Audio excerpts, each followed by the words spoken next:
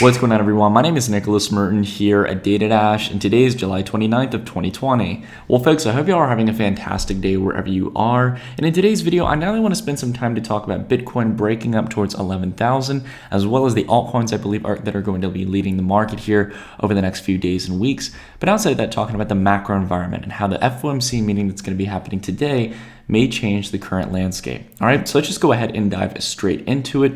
Taking a look here over the last 24 hours, Bitcoin has mainly remained neutral, holding its gains, and the vast majority of the market is in a general green scenario here. You can see that the vast majority of plays here are starting to tick up after a pretty big hit to most altcoins, as we saw Bitcoin regaining dominance across the market and drying up the liquidity from the altcoin space. Taking a look here, currently resting around 11,000 here for Bitcoin. Last night we were starting to top out at a new range. Over the last 2 days, we were starting to press up a little bit above $11,000. But all in all, we've been mainly holding the vast majority of the gains over the last few days and last week in Bitcoin. Taking a look at the weekly chart, things look great. This is exactly what we were hoping for in the bullish case scenario. If we were to pop up above this line of resistance, it's become very clear now. I mean, you can turn off the drawings here, but if you generally keep in mind that line of resistance from the peak here to the secondary top, we've broken through resistance for the first time since 2017. This is highly significant. Everything's looking great. We had months of consolidation here starting back in April against the line of resistance. We have the squeeze momentum indicator here on the weekly flashing 5 points to the upside, favoring the bulls. And outside of that as well, again, we've got the overall long-term technical wedge that we were building up through that is signaling that we're ready to start kicking up not only to the previous highs, but for the next bull run. And altcoins have been a great sign of this. If you guys have been trading the right plays, the small caps and the mid caps and decentralized finance and enterprise blockchain, we've done phenomenal. In our newsletter last month, we had 2 picks that did a 200% return. That was Kava and RLC. So again, if you guys are interested, you can check out the Dash report down below in the description. There should be a link to the newsletter. But all in all here, the major thing that I want to emphasize is that we're probably going to be seeing a shift more towards the large caps here. So taking a look at altcoin dominance, we've obviously taken a bit of a hit here. This was the 2 days where Bitcoin saw the majority of its gains.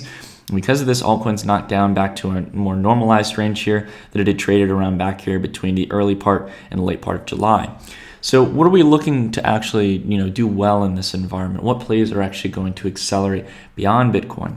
Well, first off, I want to talk a little bit about Litecoin. So I built a slight position Litecoin the other day here. We can see here that Litecoin is starting to pick up here, whether you're looking at the daily, and we had a little bit of shaky volatility when Bitcoin started to leap in the market. A lot of altcoins sold off, but a lot of the large caps started to bounce back quite strong. So just taking a look at the weekly here, right? This is where you can get a very clear image here. We're just taking a look at Binance, but I want to go ahead and actually pull up our Bittrex chart so we can see our general kind of entry-exit zone. So again, this is the historical entry-exit zone that we look for here. Generally anywhere down here from 600,000 down here towards 350,000 Satoshis. I know it's a pretty wide range, but you have to give and take that if you're expecting to pick the bottom of an asset, or roughly pick the bottom of an asset that can 3x in a matter of a couple of weeks, as history has shown us. But all in all here, just looking at this chart, right? You've got a 5 on the on the SMS indicator here. You've got, along with that as well, price generally down here. Are you bullish or bearish here on Litecoin? To be quite frank with you guys, I think that this is a wonderful chart here. To see that we're down even on this lower range here, again, considering that, again, even though you might have to take another few weeks of losses if this does turn back around, right? Eventually, this is going to probably start picking up, and we've seen historically that Litecoin moves big time.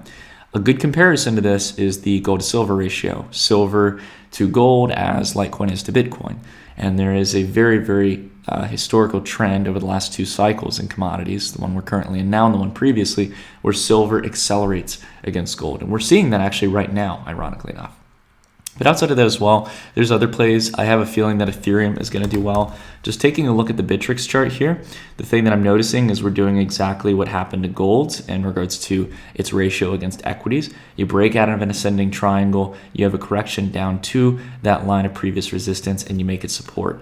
Taking a look to the daily, it becomes even more clear what's happening here. We have not moved this line on the chart. This is exactly what we had here. So in this case, it's just basically coming down, making that previous resistance support. Exactly what Ethereum should be doing, and it can accelerate very quickly back up. The next thing as well that I've been looking at as well is XRP. I don't think I've had my coffee. Well, I don't drink coffee actually anymore, guys. I don't know if I've mentioned that to you all on the live streams. But anyways, taking a look here at XRP, I want to go ahead and take a look at the longer term trend here, right? Getting down to a similar range where we've seen massive acceleration in the past. We've started to nearly bottom here. Again, showing a very similar pattern here, multi-month regression here over the last year or so, as it's been losing value slowly to Bitcoin since back here. I mean, it's really been doing it ever since back here in December of 2017. But really this kind of slight consolidation period where there's not too much loss against Bitcoin, very similar back to 2015 to 2017, as we've been doing it here back in the summer of 2019. So we might need some more time for a full-scale consolidation until we get one of these accelerated moves, but I have no doubt that we're looking for a bounce up, as if you were to take a look at the general lines of support here, we're actually towards the lower band here. So I think we can get a slight accelerated move here in XRP, even if we don't get the major move until later on. So anyways, these are just some of the plays that I'm watching. Again, they're the large cap plays. They're not really that rare unknown. And as much as some of the DeFi plays and the enterprise blockchain plays bounced back strong yesterday and over the last few days, again, bear in mind that they're still massively down from their all-time highs or the relative highs that they set recently. So it's important to consider whether or not that trend is going to remain. And I really think that small caps are going to push sideways for a little while until we see some more substantial dominance being gained from some of the larger plays. Just my food for thought. Again, as much as I'm more long, small, and mid caps than anything else, at the same time, I really do believe that we need to keep open that there are going to be cycles where different categories and sizes in regards to market valuation of altcoins will perform better than one another. Okay, now I wanted to dive into this news here because I think this is relevant news not only for crypto, but it's relevant news especially for traditional markets. And we're going to be spending some time to talk about traditional markets today for those of you who are missing my discussions on traditional markets. One thing that I wanted to talk about here to start off is a really interesting article from the Financial Times. And it's basically just discussing about how the FOMC meeting is coming today. So this is something you definitely want to watch here. You want to watch what the Fed does here. Now, I have a feeling that like most of these events, it's going to be what most people assume is a non-event in this case. Basically, the Fed's not going to adjust any radical amounts of monetary policy. They're not going to reduce interest rates just yet. I have no doubt that in the next few FOMC meetings, if things start to take a bad turn from the Fed's basically inactivity from this meeting and a few others, then they're eventually going to have to go to a point where they cut down to negative interest rates. We've talked about this in the sense of treasury markets, showing this through the actual treasury yields on a race down to zero. This likely is a key indicator that the Fed is going to be taking rates negative. So anyways, rates are not going to be dropped. But one thing we have to watch for here that they talked about here in the article is really the Fed's balance sheet projections. Now, we know very clearly that the Federal Reserve is currently on a bond buying program. They basically are buying, I think if I remember correctly, it's around 85 billion, I think, a month. They were going from around 75 billion a day at the peak of the crisis. I'll have to scroll down. There we go. So 75 billion per day, and they're making $80 billion in purchases on a monthly basis. I have no doubt that you could see the Fed, basically I think what the market would like to see is the Fed boosting up this purchasing of bonds rather than just 80 billion a month. But again, I'm curious what's going to really happen here in the sense of the Fed's decisions. You really cannot know until things really go through. So here's the calling I would say, guys. As we're diving into equity markets, right, the key thing I want to focus on here is how the VIX is now starting to find support in its previous resistance range back here in 2018 and in December 2018 stepping into 2019. This is a really bad sign here for markets. If we get a really bad day here with the FOMC meeting and we get a good 3 or 4% down day in the NASDAQ and the Dow Jones and the S&P 500, and we break above this line here, this second golden line, be ready for a shaky market, right? And again, volatility can increase even in an upward market here, but I really think we're going to start to see big spikes in volatility. Possibly good trading opportunities, but not so good for those of you who are just riding the long-term wave. So again, I just want everyone to keep that in mind. Again, we are well beyond double the valuation of the .com bubble.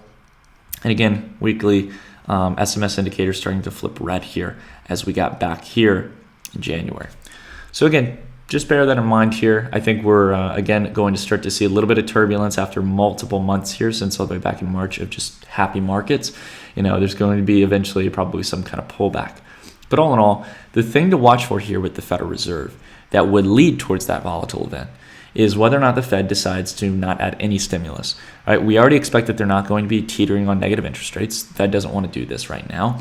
So the thing we need to watch for here is whether or not they're going to be increasing their balance sheet. If they do not increase their bond buying program, if they do not increase, for example, long-term, or start to explore long-term equity purchases, or at least mention something of the sort, then you're likely going to see here that if they're not buying mortgage-backed securities, if they're not buying bonds, they're not doing anything, the markets are going to react quite negative, because right now you're going to need that fuel to keep this going, to keep valuations as high as they are. I mean, just to understand the scale of the market, guys, right?